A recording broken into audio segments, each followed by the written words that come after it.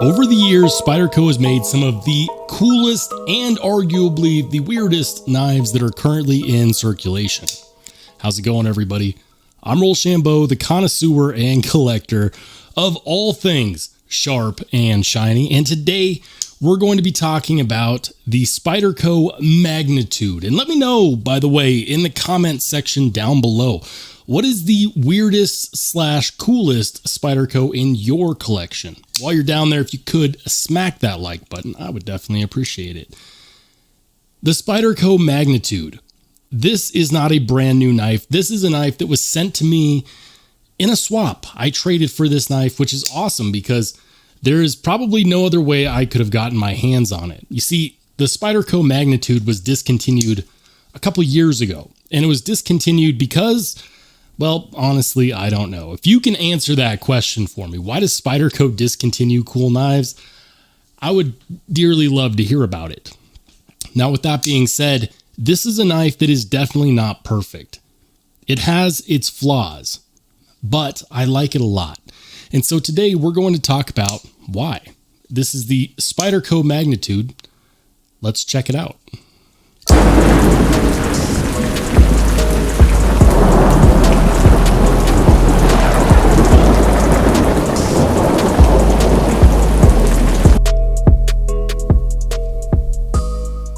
Guys, this is the Spyderco Magnitude, and I'm super excited to talk about this one because it's a knife that I didn't ever see myself being able to own. It's currently discontinued, so if you're looking for a knife that you can go out there and buy brand new, I hate to break it to you, this is not it. Now, these are available on the secondhand market, and if you decide that you want to spend that secondhand dough, these are going for around $300 on the secondhand market. Let's go ahead. We'll talk about the specs. We'll talk about the quality control, the good, the bad, and then I'll give my final thoughts and I'll let you decide just how cool this Spyderco really is. So for the specs, we're looking at about 8 1/4 inches overall with a 3.5 inch blade made of S30V. The handle scales are full carbon fiber, but they do have this titanium frame. It's got a G10 backspacer, G10 pivot collars, and of course a stamped steel pocket clip. This specific Spyderco was made in their Taichung, Taiwan factory, so no American-made goodness here, but the Taichung, Taiwan factory for Spyderco is known for putting out some of their best fit and finish and quality controlled items. So yeah, the specs on here are relatively good. Let's talk about the quality control on the Spyderco Magnitude. So when I talk about quality control, what I really want to talk about is things like the lockup. How does it lock out? Is it nice? What about the blade centering? Is there any hot spots that shouldn't be there? Like any unfinished edges that really stand out? You know, the Taichung Taiwan factory is well known for their fit and finish, and that's why they often pair up with Spyderco when it comes time to do some of their collaboration pieces. And this one is definitely a collaboration piece with Peter Carey. Peter Carey is a very well-known knife maker / knife designer, and he's well known for his custom pieces that cost a lot of money.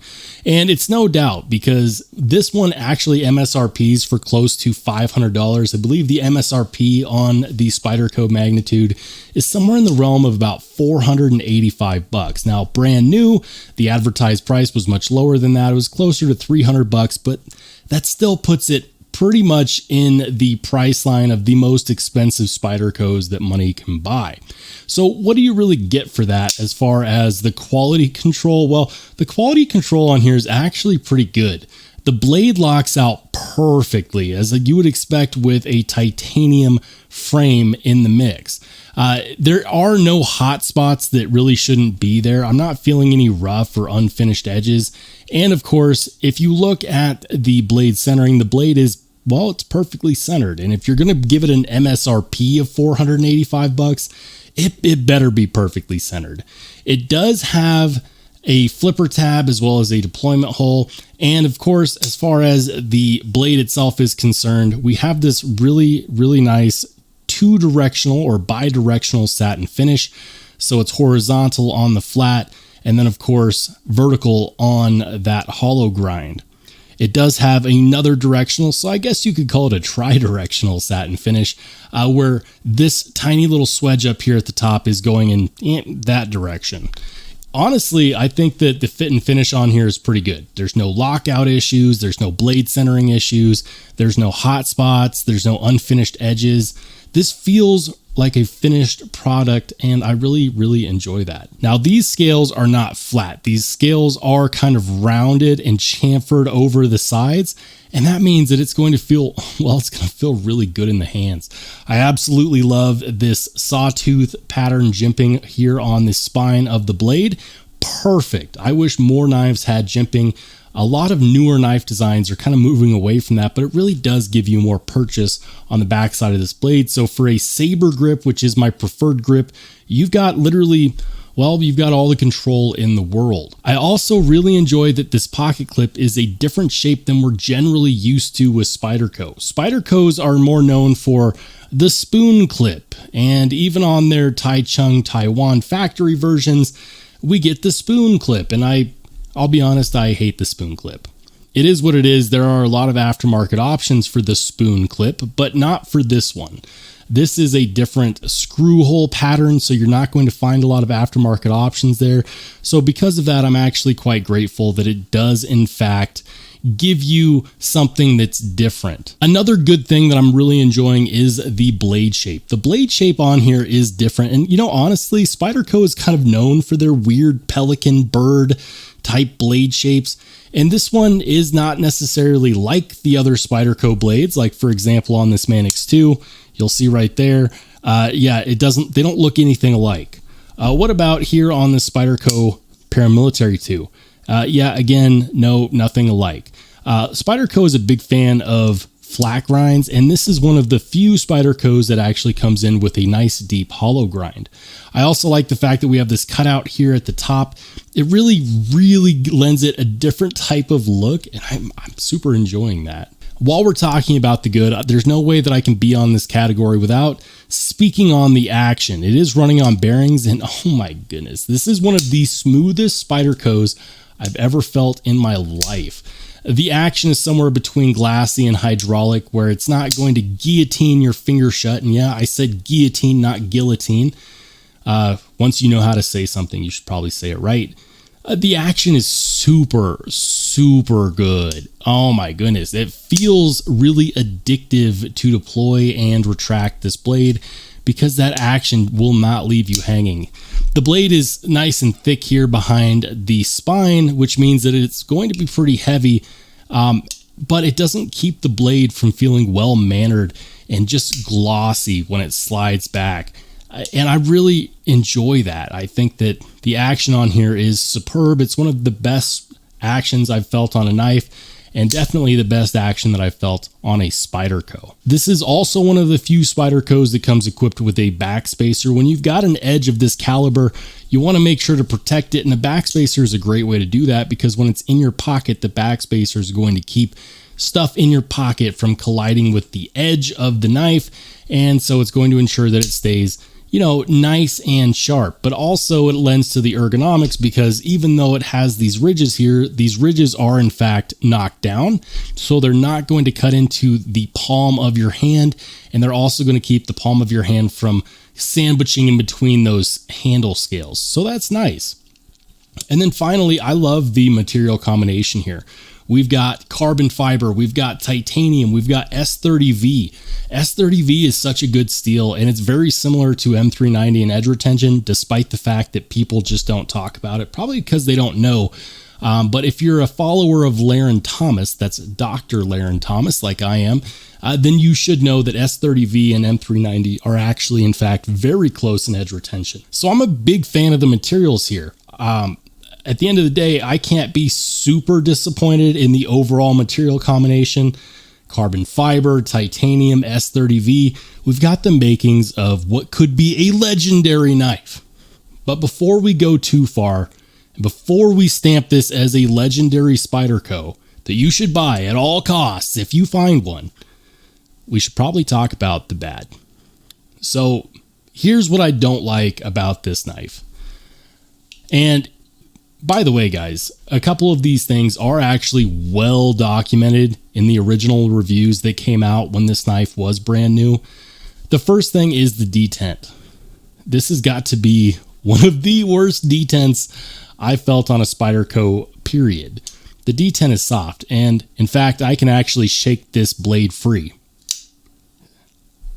If you can do that, your detent is probably a little on the light side. And I know that it's not because this is a used knife or because, you know, this is a one-off fluke. Well-known and well-renowned knife reviewers and knife channels have mentioned the same exact thing. And that's kind of a shame because, you know, a well-tuned detent on this knife would have really helped it step up its game as far as what is it capable of and how good can we get, right? The next bad thing I'm going to mention is the use of G10 for the backspacer and for the pivot collar. And while I don't typically have an issue with G10, G10 is a very durable material. And in case you're new to the knife world, G10 and plastic are not the same thing. My issue here is that the G10 actually makes the knife feel a little bit cheap. We have a titanium frame here, so I know that titanium was available. They could have very well given us a titanium backspacer without increasing the weight too terribly much. And then, of course, a titanium pivot collar would have just been kind of nice as well. And while they did a great job of matching the backspacer and the pivot collars, I really wish they would have picked a different color. Brown is not my favorite color. Granted, I have a feeling that they were thinking of the person that's going to hardcore use this knife. If you hardcore use your knives, brown is the color you want because it's going to show the least amount of wear and tear over time. So yeah, I get it. Brown is going to last, but let's be honest. Who's buying this knife and then hardcore using it? Like, this was a knife that had been carried before I got it, and you can tell because of the bit of wear and tear you see on the pocket clip, which, by the way, I don't mind. I feel like it adds a bit of character. But brown? Seriously, Spyderco? Seriously, come on, brown? All right. I can, of course, get over that. And I can also get over the weak detent because the action is just so good. The lockup is so good. The only thing the weak detent really affects is your ability to use the flipper tab. And because the action is so smooth, that's generally not something that's a big deal. But I do wish that at the more expensive side of the Spyderco range, we got a good detent. There are other Spydercos that have good detents. For example, the Spyderco Paramilitary 2. No issue with the detent. Can I shake this one open? No. Can I shake this one open? Yeah. Listen, maybe it's a new kind of deployment. I don't know. But this is going to kind of bring me into my final thoughts. Is this a perfect knife? Absolutely not. You know, they could have made the pocket clip out of titanium. They could have given us a better material for the backspacer and the pivot collars, such as aluminum at least, or, you know, better yet, titanium. They could have used different colors. I would have loved to have seen a red, like the Rubicon. If you guys didn't know, Peter Carey also designed the Spyderco Rubicon, which was very well received. But they didn't. They gave us a stamped steel pocket clip, even though it could have been titanium. They gave us brown G10 backspacer and brown pivot collars. And, of course, the weak detent. With that being said, this is still a super cool knife, and I knew about all of the factory quirks before I traded for it. So why did I trade for it if I knew that it had those things? Well, it's because right now, you just don't have an option. They didn't make a better version of the Magnitude. They made this Magnitude. And yeah, it's a knife that has flaws, but just like knives, we as people also have flaws. And these flaws don't keep this knife from being absolutely fantastic. These ergos are probably the best ergos I've felt on a Spyderco, bar none. The factory edge was well enough done where even though this is a carry knife, this is a used knife that has not been sharpened by me or by the owner.